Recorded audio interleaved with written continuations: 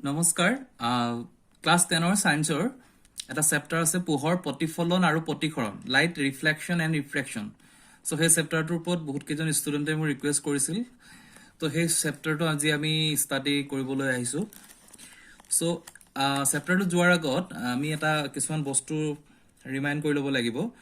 যে পোহৰৰ যেটো প্ৰতিফলন ৰিফ্লেকশ্যন এটা পোহৰ ৰশ্মি এটা গৈ কোনোবা এটা মাধ্যমৰ মাজেৰে খুন্দা খাই বা মাধ্যমটোৰ পৰা ঘূৰি যেতিয়া আহিব সেই যেটো ৰিফ্লেকশ্যন হয় সেই ৰিফ্লেকশ্যনৰ যিখিনি সমতল দাপনৰ ক্ষেত্ৰত হয় সেইখিনি আমি অলৰেডি পঢ়িছো তোমালোকে আগৰ ক্লাছত এইখিনি পাইছা সো সেই সমতল দাপনৰ সূত্ৰকেইটা আমি এবাৰ মনত হেৰি কৰি লৈছো আৰু মই যিখিনি লিখি ৰাখিছো যে পোহৰ গতিটো সৰলৰৈখিক হেতু গম পোৱা ষ্ট্ৰেট লাইনত হৈছে যে সৰলৰৈখিক গতিৰ আধাৰত পোহৰৰ প্ৰতিফলন আৰু প্ৰতিসৰণৰ অধ্যয়ন সেইখিনি হৈছে প্ৰতিফলনটো হৈছে ৰিফ্লেকশ্যন প্ৰতিসৰণটো হৈছে ৰিফ্ৰেকশ্যন সো এই পোহৰৰ প্ৰতিফলনৰ যেটো আপতন কোণ প্ৰতিফলন কোণ সেই বস্তুটো যেটো সমতল দাপনৰ ক্ষেত্ৰত এখন সমতল দাপন তাৰ যেটো থিওৰিয়াম হয় যেটো তাৰ ড্ৰয়িং বা যেটো আইডিয়া হয় হেতু আমি অলৰেডি দেখাইছো যে ফাৰ্ষ্টতে আমি এটা কন্ডিশন আমি পঢ়িছিলো যে আপতন কোণ আৰু প্ৰতিফলন কোণ সমান হয় আৰু নেক্সট পঢ়িছিল আপতন ৰশ্মি দাপনৰ আপতন বিন্দুত টনা লম্ব আৰু প্ৰতিফলিত ৰশ্মি একেখন সমতলতে থাকে এখন সেম মানে এখন সমতল ক্ষেত্ৰ সো ইয়াত কি হয় এই সিম্বলটো এটো সাইডে দিয়া হৈছে যে তেতিয়া গতিকে পোহৰটো হয় ইয়াত পৰিব এটো এটা যিকোনো এটা ধাতুৰ এটা প্ৰলেপ থাকে ৰূপৰ প্ৰলেপ হ'ব পাৰে বা ধাতুৰ যিকোনো প্ৰলেপ হয় সো মই কমপ্লিট ষ্টাডিটো কিতাপত যিভাবে আছে সেইভাবে মই কৈছো সো ইয়াত কি হৈছে আপতন বিন্দুত এটা পইণ্ট লাগিলে হি এটা ৰশ্মি এটা লাগিলে আহি ঘূৰি গলহি ই প্ৰতিফলিত ৰশ্মি ৰিফ্লেকশ্যন হৈ ঘূৰি গল আৰু এডাল অভিলম্ব বা লম্ব টনা হল সেই লম্বডালে আপতন বিন্দুৰ লগত যেটো এংগল কৰিলে that is call I angle আৰু প্ৰতিফলিত লগত কৰিলে যেটো হল R angle so angle I is equal to angle I is equal to angle R হয় এটো প্ৰথম সূত্ৰটো নেক্সট কৈছে এই গোটেই তিনডাল ৰশ্মি সেম মানে এখন সমতলতে থাকে একটা সমতলতে আমি দেখা পাইছো হেতু আমি অলৰেডি গল এতিয়া কথাটো হল সমান্তৰাল দাপনৰ পিছত আমাৰ এই গোটেই চেপ্টাৰটো আমি ডিপেন্ড কৰি আছে স্পেৰিকেল মিৰৰ্স যিখিনি কয় গোলাকাৰ দাপন বুলি কলে আমাৰ মনলৈ কি আহে গোলাকাৰ মানে হৈছে এটা বৃত্তৰ পৰা আমি কাটি যিখন দাপন বনালো এটো সাইডৰ পৰা হেতু সাইড হেতুই হৈছে গোলাকাৰ দাপন তাত এই দাপনখনক কোৱা হয় অবতল দাপন আৰু এই দাপনখনক কোৱা হয় উত্তল দাপন ইয়াৰ পৰা আমি ধৰি এডোখৰ পাৰ্ট কাটিলে এখন দাপন পালো আকৌ এনেকে এডোখৰ পাৰ্ট কাটিলো আমি এটা দাপন পালো সো এই এনেকুৱা এখন দাপন পাম বা এনেকুৱা এই পোৰচনটো মাজৰ পোৰচনটো এখন দাপন পাম এই দাপন পাম সো সেইখিনি কোৱা হয় স্পেৰিকেল মিৰৰ্সৰ অবতল বা উত্তল দাপন এটা কিতাপত যিখিনি দিয়া আছে হেতু মই দেখাইছো যে গোলাকাৰ দাপনৰ এখন প্ৰতিফলন পৃষ্ঠ ভিতৰলৈ নতুবা বাহিৰলৈ বক্ৰ অৱস্থাত থাকিব পাৰে যিবিলাক গোলাকাৰ দাপনৰ প্ৰতিফলন পৃষ্ঠ ভিতৰলৈ বক্ৰ অৰ্থাৎ গোলকটোৰ কেন্দ্ৰৰ দিশে মুখ কৰে হেবোৰ অবতল দাপন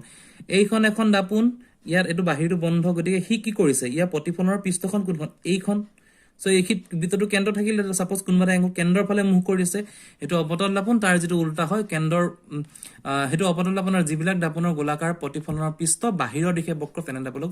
উত্তল দাপন বোলে এখন বাহিৰৰ ফালে বক্ৰ এই দখত বন্ধ ইয়াত আমি ৰিফ্লেকশ্যনটো ইয়াত হ'ব যিকোনো বস্তু ইয়াত পৰিব লাইটিংটো সো হেতু কৈছে উত্তল দাপন আৰু সেই অবতল আৰু উত্তল দাপনৰ যিখিনি ডায়াগ্ৰামেটিক ৰিপ্ৰেজেন্টেচন মই দুটা ৰাখিছো তোমালোকক দেখাব বিচাৰিছো আমি এটা বৃত্ত ললো বৃত্ত আঁকি ললো বৃত্ত কেন্দ্ৰ থাকিলে সো কথাটো হল এটা পোৰচনত কাটি দি প্লান এই যেটো বাহিৰৰ পাৰ্টটো এটা ৰূপৰ প্ৰলেপ দিয়া বা যিকোনো এটা ধাতুৰ প্ৰলেপ থাকিলে এটা কথাটো হল এই ভিতৰ ফালেহে আমি দাপনখন পাম এখন হল অবতল দাপন ভিতৰ ফালে দাপনখন পাম এটো হল বৃত্তটোৰ কেন্দ্ৰ এটা কথাটো হল ইয়াৰ কিছুমান শৰ্ট ডেফিনেশন আছে যিখিনি মই তোমালোকক কৈ দিছো এক্সামৰ কাৰণে ইম্পৰ্টেন্ট হয় এই যে লাইনডাল আহিলে সেই পইণ্টটো যিটো পইণ্টৰ কাটিলে এটো হৈছে ফকেল পইণ্ট আৰু ইয়াৰ পৰা ইয়াৰ ডিসটেন্সটো হৈছে ফকেল লেন্থ সো দুখন তল থাকে ফোকাস তল বুলি কোৱা হয় ফকেল প্লেন বুলি কোৱা হয় যেটো ইংলিশত ওপৰৰ পোৰচনৰ তলৰ পোৰচনটো ফকেল লেন্থ বা ফোকাস পইণ্ট বুলি কোৱা হয় এই যেটো হয় হেতু হৈছে সেন্টাৰ অফ কাৰ্ভেচাৰ বৃত্তটোৰ কেন্দ্ৰবিন্দু কাভাস কেন্দ্ৰ হল মুখ্য অক্ষ ছিদ্ৰ থকা এখিনি হেৰি হল তাৰ মানে দাপনখনৰ বাহিৰৰ এটো আৰু এটো এপাৰেচাৰ বুলি কোৱা হয় আৰু ওপৰ প্ৰলেপ দিয়া হল গতিকে এখিনি হল আৰু এটো হৈছে ব্যাসাৰ্ধ ভাঁজ ব্যাসাৰ্ধ জানা গতিকে এটো হৈছে ভাঁজ ব্যাসাৰ্ধ আৰ সো এটা সিম্বলিক ৰিপ্ৰেজেন্টেচন হয় সেই ৰিপ্ৰেজেন্টেচনখিনি জানিব লাগিব আৰু মুখ্য ফোকাস এটো এফ টো মুখ্য ফোকাস সেই বস্তুটোৰ পৰা আমি এখন দাপন ইয়াত কাটি আনিলো ইয়াত আপলখন দিলো বাহিৰৰ অংশটো ওপৰ প্ৰলেপ দিয়া হিচাপে ৰাখি দিলো মই ওপৰ প্ৰলেপে লৈছো সো এতিয়া কি হৈ গল ইয়াত এডাল ৰশ্মি আহিলে এই এংগল এটো বহুত ইম্পৰ্টেন্ট কাৰ সিম্বল এনেকে দিয়া মানে ৰশ্মি এনেকে গল হি ঘূৰি আহিব এই দাপনৰ দাগে ৰিফ্লেক্ট কৰিব প্ৰতিফলন হৈ এটা পইণ্টত লাগিব সি এনেকে ঘূৰি আহিলে নেক্সট ওপৰত আৰু এডাল গ'ল সি এনেকে গ'ল ইয়াত ঘূৰি আহিলে কাৰ চিনটো ইম্পৰ্টেণ্ট চ' এইটো ফ'কাছ ইয়াত এডাল গ'ল ইয়াত ঘূৰি আহিলে ইয়াত এডাল গ'ল ইয়াত ঘূৰি আহিলে এই পইণ্টটো হৈছে ফকেল পইণ্ট এই লেন্থটো হৈছে ফকেল লেন্থ আৰু ইয়াত কি হ'ল অৱতল দাপোনত ডাইৰেক্ট যিখিনি প্ৰতিফলিত ৰশ্মি এইটো ফকাছ পইণ্টটো মানে ইয়াত হেৰিটো গঠন কৰিছে this is call hot focus এইটো হট ফকাছ বুলি কোৱা হয় অসীম দূৰত্বৰ পৰা আমি ধৰিছো দূৰত্বটো অসীম ধৰিছো অৱতল দাপোনৰ হট ফকাছ আমি যদি উত্তল দাপোনৰ ক্ষেত্ৰত চাওঁ সেম ডায়াগ্ৰাম হ'ব উত্তল দাপোনত মাত্ৰ এই বস্তুটো ডিফাৰেন্স এইখিনি ভিতৰলৈ আহিব ইয়াত ৰিফ্লেকশ্যনখিনি ইয়াত হ'ব লাইটৰ যিখিনি কাম হ'ব এইটো চাইডৰ পৰা হ'ব যেটো এইটো চাইড বন্ধ ওপৰ পলেপ দিয়া কিন্তু হেতু আমি বৃত্ত হিচাপে যেতিয়া আমি আঁকিম তাত এইটো ইয়াতে লগাই ৰাখিব লাগিব এইটো ফকাল কাৰ্ভেচাৰটো পাই আছো গতিকে ইয়াত আমি কি হ'ল এখন ফকাছ তল এফ পালো ফকেল পইণ্টটো পালো আৰু ইয়াৰ ফকেল লেন্থটো পালো এই ৰেডিয়াছ পালো ওপৰ এইটো মুখ্য প্ৰিন্সিপাল এক্সিছ বস্তুটো সিম্পল হয় অৱতল উত্তল একেটা বৃত্ততে আমি এক দেখাইছো এতিয়া উত্তল দাপোনৰ ক্ষেত্ৰত কি হ'ল এখন উত্তল দাপোন গতিকে তাত কি হ'ব লাইটবোৰ হলে এইটো ফালৰ পৰা পৰিব এই লাইটটো ইয়াত পৰিব এই লাইটৰ ৰশ্মি ইয়াত পৰিলে ঘূৰি যাব এই কাৰ্চিনটো ঘূৰি গ'ল ইয়াত এটা অপসাৰিত ৰশ্মি বুলি কয় হয়তো এনেকে যদি আমি ড্ৰ কৰো এটা পইণ্টত লাগিব ঠিক ওপৰত এনেকে গ'ল এনেকে ঘূৰি গ'ল এইটো ড্ৰ কৰি এটা পইণ্টত লাগিব ইয়াত এনেকে গ'ল এনেকে ঘূৰি গ'ল এইটো ড্ৰ কৰি এটা পইণ্টত লাগিব সো এই পইণ্টটো ফকাছ পইণ্ট এইটো হৈছে অসৎ ফকাছ আৰু এইটো হৈছে উত্তল দাপোন গতিকে অৱতল আৰু উত্তল দাপোনৰ কনচেপ্টটো প্ৰথমতে তোমালোকে জানিব লাগিব নেক্সট পাৰ্টটোত যাবলৈ সো এই যিখিনি টাৰ্ম হয় টাৰ্মছখিনি এইখিনি ধুনীয়াকৈ লিখি ল'বা কিতাপত আছেই ডিটেইলছত সো সেইখিনি পঢ়িলে অৱতল আৰু উত্তল দাপোনৰ কনচেপ্টটো আহিব এতিয়া নেক্সট আমাৰ কি হ'ল নেক্সট আমি এইখিনি অলৰেডি পঢ়িলো চেণ্টাৰ অফ কাৰ্ভেচাৰ কি প্ৰিন্সিপাল এক্সিছ কি হয় এতিয়া এটা কাৰ্য আমি আছিলে এইখিনি বহুতে হয়তো এইটো কৰিছা বা জানা যে সূৰ্যৰ পৰা আমি যদি এখন অৱতল দাপোন লওঁ এটা বিন্দুত যদি এটা বিন্দু যেতিয়া পইণ্টটো আহিব সেই সূৰ্যৰ ৰিফ্লেকশ্যন হয় সেই পইণ্টটো যদি এখিলা কাগজ ৰাখোঁ কাগজটো জ্বলি যায় সো হেতিয়া কি সেই যিটো কাগজৰ ওপৰত পোহৰৰ ফুটটো পৰিলে সেইটো হৈছে সূৰ্যৰ প্ৰতিবিম্ব হয় তাৰ আৰু এই বিন্দুটো হ'ল অৱতল দাপোনৰ ফকাছ অৱতল দাপোনৰ হেতু ফকাছ পইণ্ট আৰু সূৰ্যৰ পোহৰ কেন্দ্ৰীভূত হৈ তাপে কাগজখন প্ৰজ্বলিত কৰিব কাগজখনৰ পৰা এই প্ৰতিবিম্বৰ দূৰত্বই মোটামুটিভাৱে কাগজখনৰ ফকেল লেন্থটো বুজাই দিয়ে গতিকে আমি সেই বস্তুটো ইয়াত আমি দুটা ডায়াগ্ৰামেটিক ৰিপ্ৰেজেন্টেশ্যন ইয়াত কৰি দেখাইছে যে অৱতল দাপোনৰ ক্ষেত্ৰত আৰু উত্তল দাপোনৰ ক্ষেত্ৰত অসীম দূৰত্ব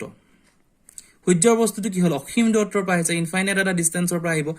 অৱতল দাপোনৰ ক্ষেত্ৰত কি হ'ল এনেকে আহিলে অসীমৰ পৰা আহিলে সকলো গৈ ফকাছত লাগিলে এই পইণ্টটো যদি আমি কাগজটো ৰাখি দিওঁ তেতিয়া কাগজখিনি যদি এই পইণ্টটো যদি আমি কাগজটোত প্লেচ কৰিব পাৰোঁ কাগজখন জ্বলি যাব আৰু অৱতল দাপোন উত্তল দাপোনৰ ক্ষেত্ৰত কি হৈ গ'ল অসীমৰ পৰা আহিব এনেকে ঘূৰি যাব এই অপসাৰিত ৰশ্মিখিনি হৈ এই ফকাছ পইণ্টত লগ হ'ব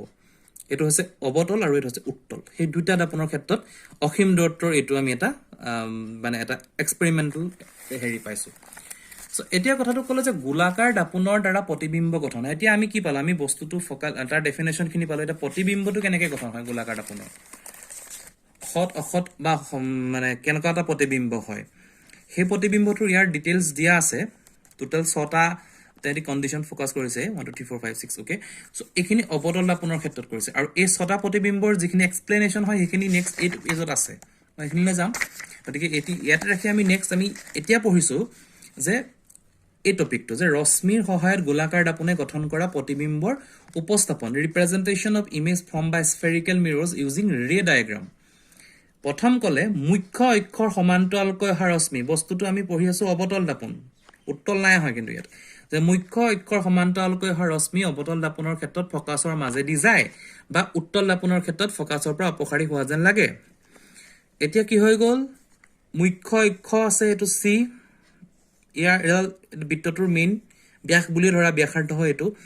ইয়াৰ পেৰেলেল যদি আহে সমান্তৰাল আহে হয়তো ফকাছৰ মাজে আহিব এইটো হৈছে অৱতলৰ ক্ষেত্ৰত উত্তলৰ ক্ষেত্ৰত কি হ'ল সমান্তৰাল হ'ল এইটো ঘূৰি যাব অপসাৰিত ৰশ্মি হৈ ফকাছত আহিব এইটো অৱতল এইটো উত্তল ফাৰ্ষ্ট কণ্ডিশ্যন এইকেইটা এই শ্বৰ্টছত 4টা টোটেল কণ্ডিশ্যন আছে এইকেইটাৰ পৰা শ্বৰ্ট কুৱেশ্যন আহে মিনিমাম গতিকে কি হ'ল সমান্তৰাল ৰশ্মি ফকাছৰ মাজে যাব অৱতল হওক উত্তল হওক অৱতলত ইয়াত আহিব উত্তলত তাত গ'ল নেক্সট হ'ল অৱতল দাপোনৰ ক্ষেত্ৰত ফকাছৰ মাজেদি দিয়া ৰশ্মি বা উত্তল দাপোনৰ ক্ষেত্ৰত ফকাছৰ দিশে অগ্ৰসৰ হোৱা ৰশ্মি প্ৰতিফলনৰ পিছত মুখ্য অক্ষৰ সমান্তৰাল হ'ব অৱতল দাপোনৰ ক্ষেত্ৰত ফকাছৰ মাজেদি যদি ৰশ্মিডাল যায় মুখ্য অক্ষৰ সমান্তৰাল কৰিব আগৰ নিচিনা বস্তুটো এক্সাম্পল ইয়াত চিম্বলটো বেলেগ হৈছে সিচুৱেশ্যনটো সেম আগতে কি আছিল প্যাৰালেলি গৈ ফোকাসৰ মাজে গৈছিল এতিয়া কি হৈছে যদি ফোকাসৰ মাজে আহি প্যাৰালেল হৈ যাব ইয়াতো তেনেকৈ যদি বস্তুটো ফোকাসৰ মাজে আহি প্যাৰালেল হৈ যাব উত্তলত সদায় অপসাৰিত হয় এইটো বস্তু গতিকে ফোকাসৰ মাজে গল প্যাৰালেল হৈ গল নেক্সট কি কলে যে অবতল দাপনৰ ক্ষেত্ৰত ভাস কেন্দ্ৰৰ মাজে যোৱা ৰশ্মি বা উত্তল দাপনৰ ক্ষেত্ৰত ভাস কেন্দ্ৰৰ দিশে অগ্ৰসৰ হোৱা ৰশ্মি প্ৰতিফলনৰ পিছত একে পথতে ঘূৰি আহিব শ্ৰীৰ মাজে গলে শ্ৰীৰ মাজে ঘূৰি যাব ইয়াত নেকে শ্ৰীৰ মাজে যদি যায় শ্ৰীৰ মাজে ঘূৰি যাব ডায়াগ্ৰাম কিটা ইম্পৰ্টেন্ট শৰ্ট কোৱেশ্চন আহে একেটাৰ পৰা নেক্সট মুখ্য অক্ষৰ সাপেক্ষে হেলনিয়াকৈ মুখ্য অক্ষৰ সাপেক্ষে এডাল অক্ষৰ সাপেক্ষে হেলনিয়াকৈ যদি পি দাপনৰ মেৰু বিন্দুলৈ অহা ৰশ্মি অবতল দাপনৰ ক্ষেত্ৰত বা উত্তল দাপনৰ ক্ষেত্ৰত হেলনিয়া প্ৰতিফলন হ'ব ই যদি এনেকে যায় এইটো যেটো সমান আপতন কোণ প্ৰতিফলন কৰে আমি পাইছো হেতুৱে ফৰ্মুলা ইয়াটো হেৰি হ'ব এপ্লিকেবল হ'ব ইয়াৰ সমান এনেকে গল পিত লাগিলে ই ঘূৰি আহিব এই পইণ্টটো ভাস কেন্দ্ৰ সো দাপনৰ মেৰু আই আৰু আৰ হ'ব এইকিটা ইকুৱেল হ'ব ঠিক এনেকে ইয়াত এনেকে সি এটা ইয়াত ঘূৰি আহিব আই আৰু আৰ হ'ব ইয়াত সি এফ ইয়াত থাকিব উত্তল অবতল ওকে সো এতিয়া এই বস্তুটো কি হৈ গল আমি এটা কৰিম যে অবতল দাপনৰ দ্বাৰা প্ৰতিবিম্ব গঠন ইমেজ ফৰ্মেশন বাই কনকেভ মিৰৰ লক্ষ্য বস্তুৰ চিত্ৰ 10.7 ত বিভিন্ন অৱস্থানৰ প্ৰতিবিম্ব গঠন কৰা হৈছে তো ইয়াত ডায়াগ্ৰামক দেখাইছে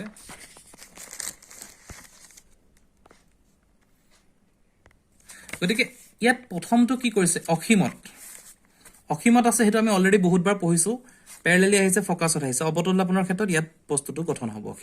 অসীমত গঠন হলে কি হ'ব ইয়াত লিখা আছে ফোকাসত হ'ব অতি সংকুচিত বিন্দু আকাৰৰ আৰু হট আৰু উলুটা হট প্ৰতিবিম্ব এফালে আহিলে হঠাৎ হট প্ৰতিবিম্ব হ'ব উলুটা প্ৰতিবিম্ব হ'ব তো অসীমত হ'ব আৰু নেক্সট কি কৈছে ইয়াত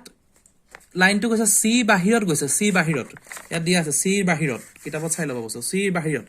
সি বাহিৰত থাকিলে এফ আৰু সিৰ মাজত হ'ব সিৰ বাহিৰত হল ইয়াৰ পৰা গল এনেকে আহিলে ওকে সি বাহিৰত যদি আৰু এটা লাইন আহে এনেকে আহিলে